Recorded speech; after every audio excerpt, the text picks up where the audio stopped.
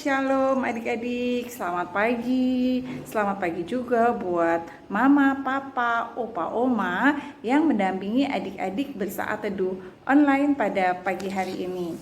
Sebelumnya, mari kita siapkan terlebih dahulu Alkitabnya. Dan jangan lupa juga untuk mempersiapkan hati dan pikiran kita untuk kita bisa bersama-sama membaca dan merenungkan firman Tuhan. Sebelum kita membaca dan merenungkan firman Tuhan, mari kita berdoa terlebih dahulu.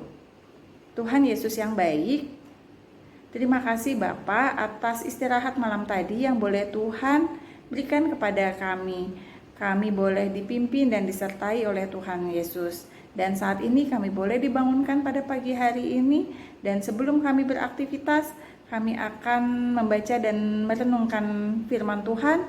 Untuk itu, pimpin dan curahkan Roh Kudus-Mu sehingga kami boleh memahami dan mengerti firman Tuhan yang kami baca pada pagi hari ini.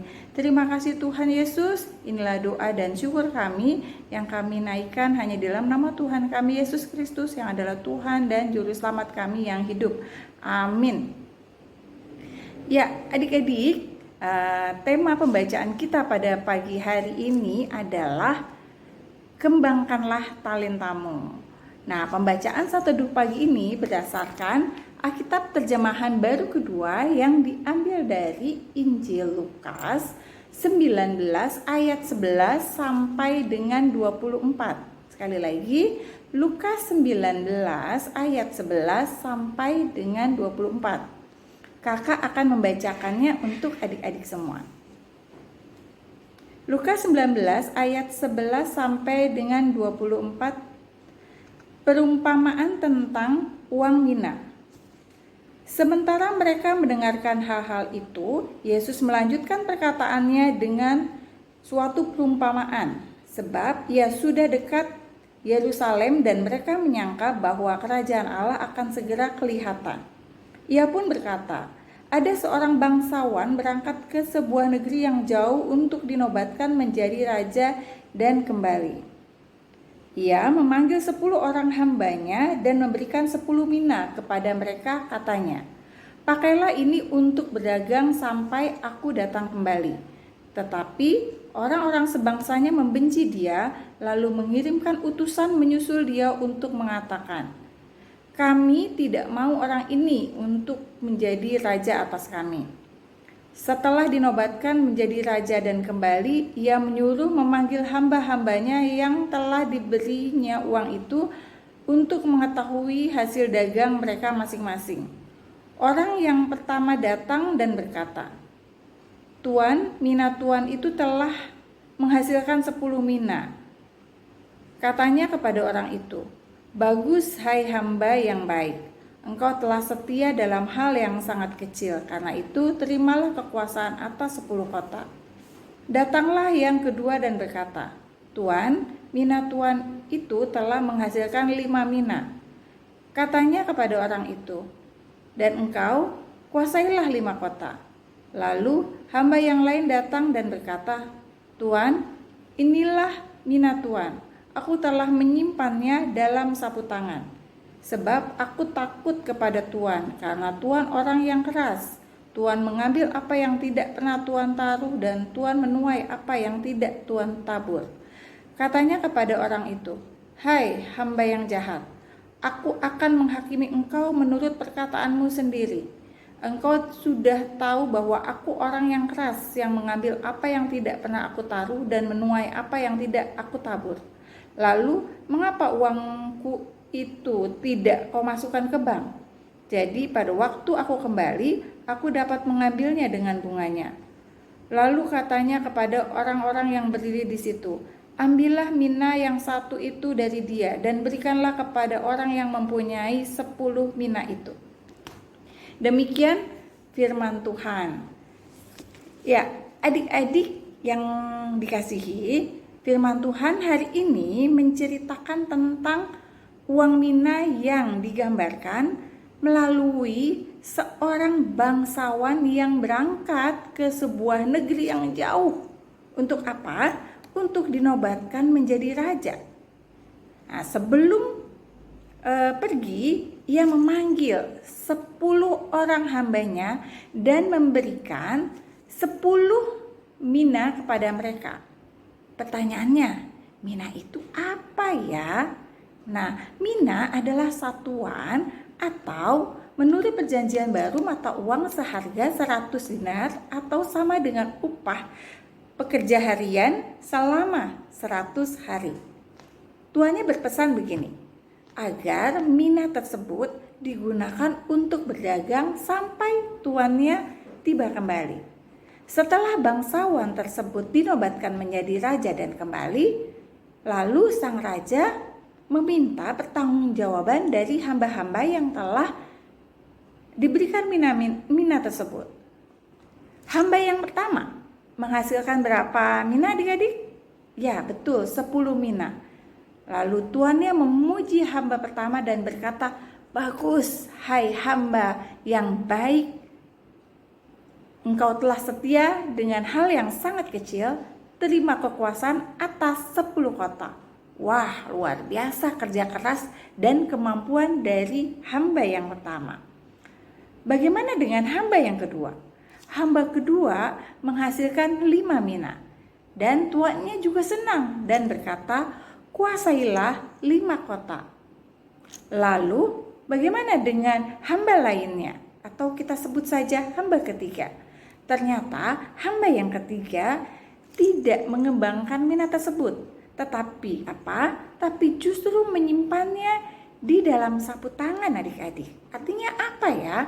Hamba yang ketiga memandang rendah kemampuannya sendiri, tidak berani mengembangkan kemampuannya dan juga tidak kreatif seperti kedua hamba lainnya. Perumpamaan tentang uang mina adik-adik seperti perumpamaan talenta yang terdapat pada Injil Matius 25 ayat 14 sampai 30. Pertanyaan berikutnya nih adik-adik, talenta apa sih? Ada yang tahu talenta artinya apa? Ya benar, talenta adalah bakat atau kemampuan. Misalkan nih, dalam bidang olahraga, ada yang memiliki kemampuan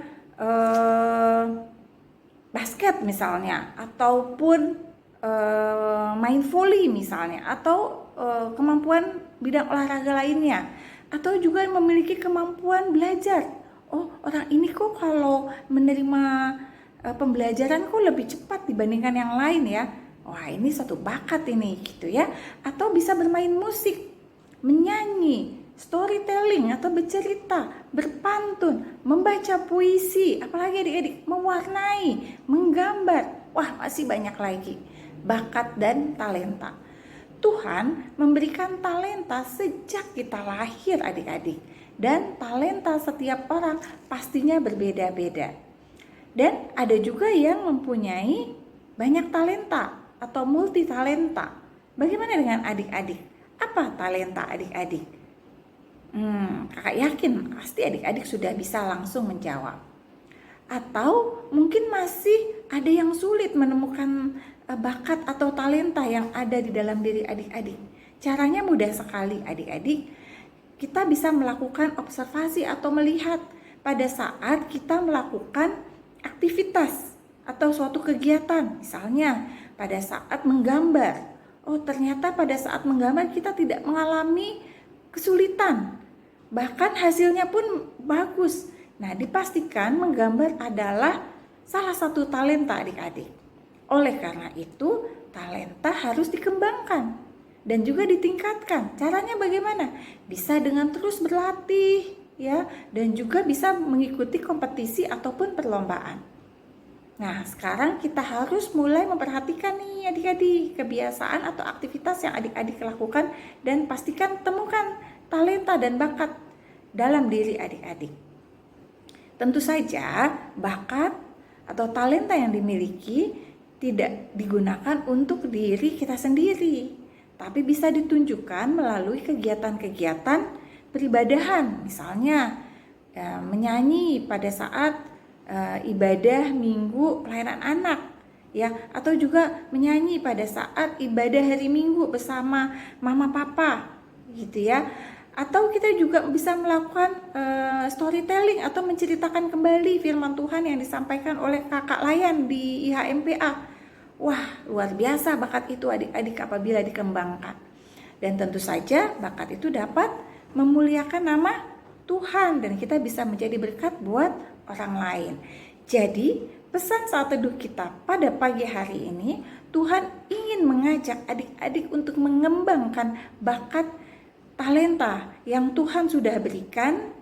Dengan apa? Dengan rajin dan tekun belajar, menggunakan waktu dengan bijak, dan terus belajar dengan sungguh-sungguh, sehingga bakat ataupun talenta yang ada pada diri kita dapat dikembangkan dan dapat menjadi berkat buat orang lain.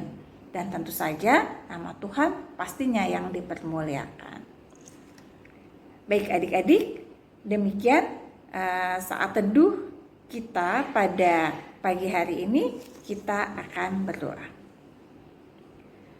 Tuhan Yesus, terima kasih atas firman Tuhan yang boleh kami dengar. Bapa, kami bersyukur Tuhan sudah memberikan kepada kami talenta sejak kami lahir. Untuk itu Tuhan, ajar kami untuk semakin rajin dan sungguh-sungguh mengembangkan talenta pada diri kami masing-masing, sehingga kami dapat membanggakan orang tua dan juga memuliakan nama Tuhan. Untuk itu Tuhan, ajar kami untuk terus rajin belajar dan tekun untuk dapat melakukan hal-hal yang lebih baik lagi.